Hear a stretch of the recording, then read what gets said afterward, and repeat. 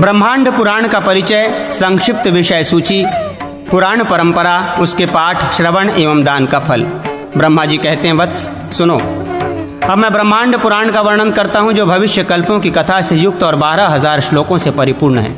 इसके 4 पाद हैं। पहला प्रक्रिया पाद, दूसरा अनुषंग पाद, तीसरा उपोद्घात पाद और चौथा उपसंहार पाद है। पहले 2 पादों का पूर्व भाग कहा गया है, तृतीय पाद ही मध्यम भाग है और चतुर्थ पाद उत्तर भाग माना गया है।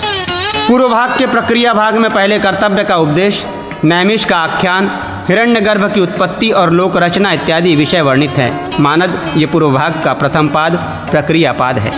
अब द्वितीय अनुषंग पाद का वर्णन सुनो। इसमें कल्प और मनवंतर का वर्णन है। तत्पश्चात लोक ज्ञान, मानुषी सृष्टि कथन, रुद्र सृष्टि वर्णन, महादेव विभूति, ऋषि सर्ग, अग्नि विजय, काल श्रद्धाओं वर्णन, प्रियव्रत वंश का परिचय, पृथ्वी का दैर्घ्य और विस्तार, भारतवर्ष का वर्णन, फिर अन्य वर्षों का वर्णन, जम्बू आदि 7 द्वीपों का परिचय, नीचे के लोकों पातालों का वर्णन, भूभोर्व आदि ऊपर के लोकों का वर्णन, ग्रहों की गति का विश्लेषण, आदित्य युग का कथन, देवाग्रहानुकीर्तन, भगवान शिव के नीलकंठ नाम पढ़ने का कथन, महादेव जी का वैभव, अमावस्या का वर्णन, युग तत्व निरूपण, यज्ञ प्रवर्तन, अंतिम 2 युगों का कार्य, युग के अनुसार प्रजा का लक्षण, ऋषि प्रवर वर्णन, वेद व्यसन वर्णन, स्वयंभू मनवंतर का निरूपण, शेष मनवंतर का कथन, पृथ्वी दोहन, चाक्षुष और वर्तमान मनवंतर के सर्ग का वर्णन है।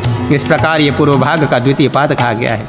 अब मध्य भाग के उपोद्घात पाद में वर्णित विषय कहे जाते हैं। उसमें पहले सप्तर्षियों का वर्णन, प्रजापति वंश का निरूपण, उससे देवता आदि की उत्पत्ति, तदनंतर विजय की अभिलाषा और मरोदणों की उत्पत्ति का कथन है। कश्यप की संतानों का वर्णन, ऋषिवंश निरूपण, पितृकल्प का कथन, श्राद्ध कल्प का वर्णन, व्यवस्था मनु की उत्पत्ति, उनके सृष्टि, मनुपुत्रों का वंश, गांधर्व निरूपण, इक्ष्वाकु वंश का वर्णन, महात्मा अत्रि के वंश का कथन, अमावसु के वंश का वर्णन, रजि का अद्भुत चरित्र, ययाति चरित्र, यदुवंश निरूपण, कातवीर्य चरित्र, परशुराम चरित्र, वृष्णिवंश का वर्णन, सगर की उत्पत्ति, भार्गव का चरित्र, कार्तवीर्यवध संबंधी कथा, सगर का चरित्र, भार्गव औरव की कथा, देवासुर संग्राम की कथा, कृष्णावतार वर्णन, शुक्राचार्य कृत इंद्र का पवित्र स्रोत, विष्णु महात्म कथन, बलिवंश निरूपण तथा कलयुग में होने वाले राजाओं का चरित्र।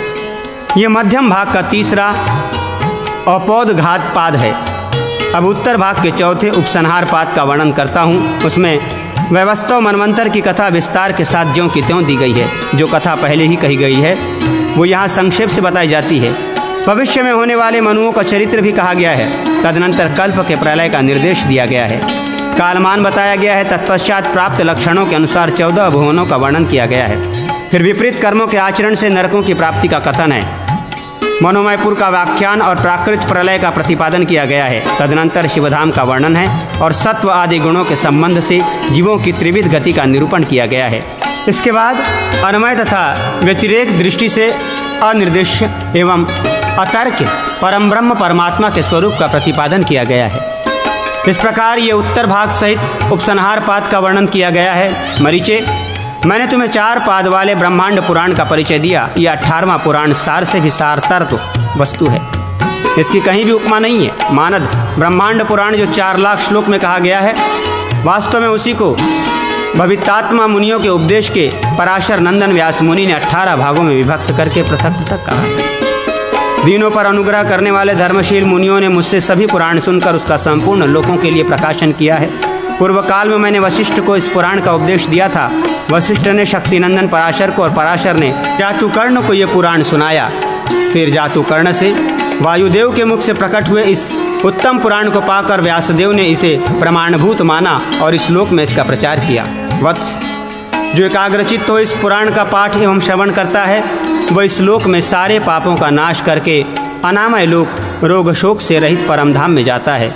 जो इस पुराण को लिखकर सोने के सिंहासन पर रखता और वस्त्र से आच्छादित करके ब्राह्मण को दान देता है, वो ब्रह्मा जी के लोक में जाता है। इसमें अन्यथा विचार नहीं करना चाहिए। मरीचे, मैंने तुमसे ये जो 18 पुराण संक्षेप में कहे हैं, उन सबको विस्तार से सुनना चाहिए। जो श्रेष्ठ मानव इन 18 पुराणों को विधिपूर्वक सुनता अथवा कहता है, वो फिर इस संसार में जन्म नहीं लेता।